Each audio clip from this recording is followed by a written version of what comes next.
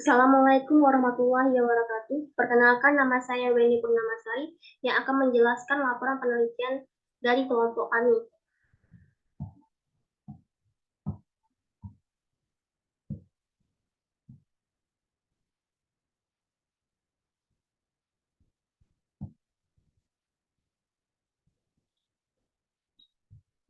Baik, di sini saya akan menjelaskan dari laporan penelitian kami dengan judul Persepsi Mahasiswa Unja terhadap Kebijakan Pemerintah pada Penggunaan Jalan Umum untuk Truk Batubara di Mendalo Darat.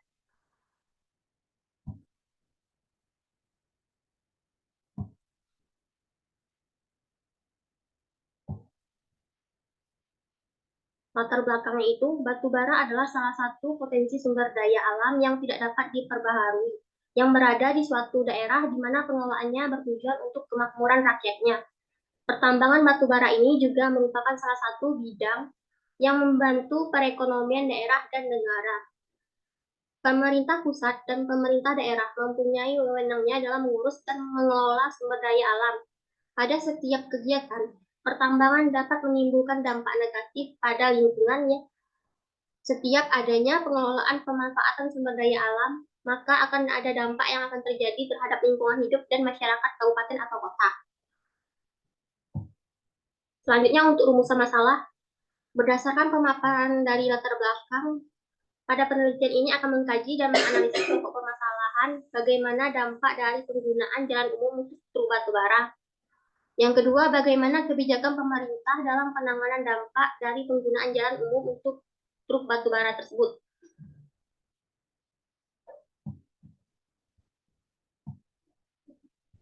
Untuk tujuan penelitian, di sini untuk memperoleh pemahaman yang mendalam tentang dampak apa saja dari penggunaan jalan umum untuk truk batubara dan untuk mengetahui penerapan kebijakan pemerintah dalam mengatasi dampak penggunaan jalan umum untuk truk batubara. Manfaat penelitian yang pertama itu laporan penelitian ini diharapkan akan berguna, adapun kegunaan laporan ini yaitu secara teoritis. Hasil penelitian yang secara teoritis ini diharapkan dapat memberikan masukan atau sumbangan pemikiran dalam memperkaya wawasan mengenai peran pemerintah dalam membuat kebijakan untuk meminimalisir dampak dari penggunaan jalan umum untuk truk batubara. Yang kedua ini secara praktis sebagai bahan masukan bagi pemerintah dalam membuat kebijakan yang baik terkait penggunaan jalan umum untuk truk batubara dan memberikan pemahaman yang dianggap tepat kepada mahasiswa untuk memahami peran pemerintah dalam membuat kebijakan untuk mengurangi dampak dari penggunaan jalan umum untuk truk batubara. Selanjutnya, landasan teori. Menurut Winarno, tahun 2002, kebijakan pemerintah adalah serangkaian yang ditetapkan dan dilaksanakan oleh pemerintah yang memiliki tujuan tertentu demi kepentingan publik. Selanjutnya untuk tinjauan pustaka. Penelitian ini dilakukan tidak lepas dari penelitian-penelitian yang terdahulu yang sudah pernah dilakukan untuk bahan perbandingan dengan penelitian ini. Adapun hasil penelitian yang akan dijadikan bahan perbandingan yaitu berdasarkan penelitian yang dilakukan oleh M. T. Toha, Erno Panda, dan R. Busyaf dalam metode penambangan batu bara di Pit 2 Banko Barat PT Bukit Asam. TBK adalah strip mining dengan sistem shovel dump truck. Salah satu faktor yang mempengaruhi produktivitas pengangkutan batubara sistem shovel dump truck adalah efisiensi kerja. Jadwal waktu kerja penambangan dan pengangkutan batubara terdiri dari 2 giliran kerja, yaitu giliran kerja pertama jam 6 sampai jam 6 pagi sampai jam 6 sore waktu Indonesia Barat, dan giliran kerja kedua dari jam 6 sore sampai jam 6 pagi. Untuk penelitian yang dilakukan oleh Muhammad Fadil, berdasarkan surat keputusan Bupati Tebo nomor 6 tahun 2012 tentang persetujuan peningkatan izin usaha pertambangan eksplorasi menjadi izin usaha pertambangan operasi produksi kepada PT Tebo Agung Internasional. Selanjutnya, proyek akhir ini yang dilakukan terjun langsung ke lapangan untuk mengetahui dan melakukan pengamatan terhadap alat-alat yang digunakan serta mengambil data yang difokuskan untuk mengetahui produktivitas dari alat yang digunakan pada aktivitas penambangan.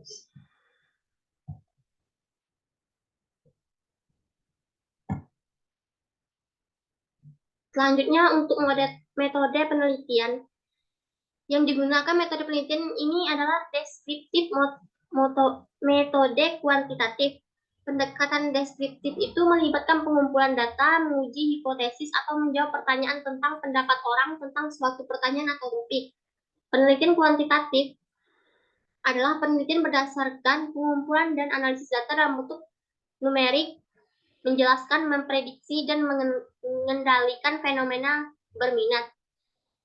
Pendekatan penelitian ini menggunakan pendekatan kuantitatif karena menggunakan angka mulai dari pengumpulan data, penafsiran terhadap data tersebut, serta penampilan dari hasilnya, dan dideskripsikan secara deduksi yang berangkat dari teori-teori umum, lalu dengan observasi untuk menguji validitas keberlakuan teori tersebut ditarikan kesimpulan.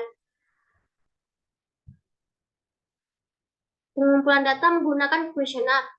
Kuesioner atau angket ini adalah daftar pertanyaan yang didistribusikan melalui pos untuk diisi dan dikembalikan atau dapat juga dijawab di bawah pengawasan peneliti. Responden ditentukan berdasarkan teknik sampling. Angket yang digunakan untuk mendapatkan keterangan dari sampel atau sumber yang beraneka ragam lokasinya, sering tersebar di daerah yang luas, nasional, ada kalanya internasional. Angket pada umumnya meminta keterangan tentang fakta yang diketahui oleh responden atau juga mengenai pendapat atau sikap.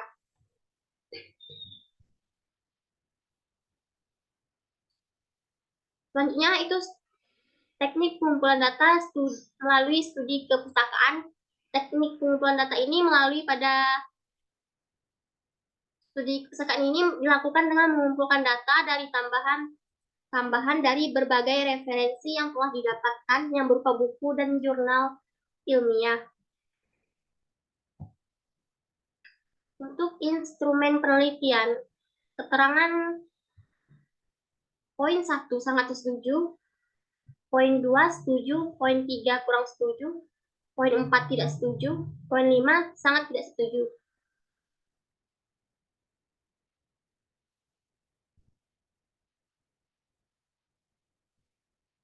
Dari pertanyaan nomor 1, apakah Anda setuju bahwa kendaraan untuk truk batubara tetap melintas di Mendalo tetapi harus beroperasi pada malam hari, yaitu pada jam 9 malam sampai jam 6 pagi.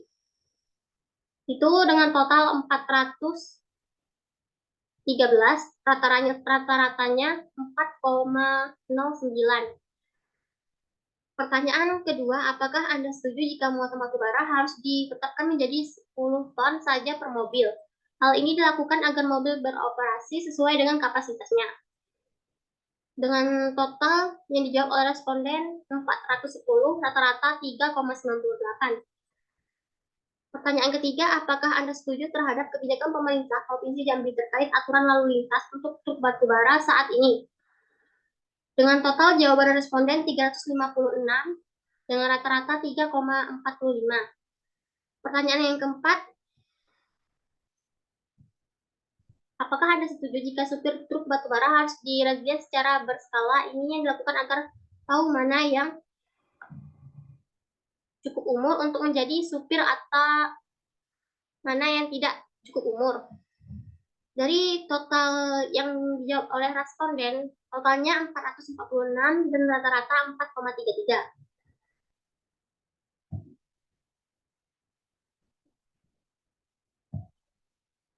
Selanjutnya untuk pertanyaan nomor 5, apakah Anda setuju jika truk batubara dialihkan ke jalan Bajubang tembus ke Tampino atau PAL 10 agar mengurangi kemacetan yang terjadi di Mendalo? Dengan total 448 dengan rata-rata 4,34. Pertanyaan nomor 6, apakah Anda setuju jika pihak kepolisian harus membuat pos lalu lintas di persimpangan Tembesi untuk mengontrol agar batubara langsung lewat ke jalan Bajubang? Dengan total 448, rata-rata 4,34. Pertanyaan nomor 7, apakah Anda setuju jika pengangkutan batu bara yang dialihkan menggunakan jalur sungai saja, misalnya menggunakan ponton untuk mengangkut batu bara tersebut, dengan total 388, rata-rata 3,76. Pertanyaan nomor 8, apakah Anda setuju jika mobil batu bara saat melintas beriringan harusnya ada jarak minimal 50 meter dengan total 438, rata-rata 4,25. Pertanyaan 9, apakah Anda setuju jika setiap hari harus ada batasan truk batubara yang melintas? Total 435 dengan rata-rata 4,22. Pertanyaan nomor 10, apakah Anda setuju bahwa harus ada rapat besar antara gubernur, perwakilan masyarakat, rektor Unja, dan pengusaha pihak batubara agar masalah selama ini bisa terselesaikan dengan baik, dengan total 451, rata-rata 4,37.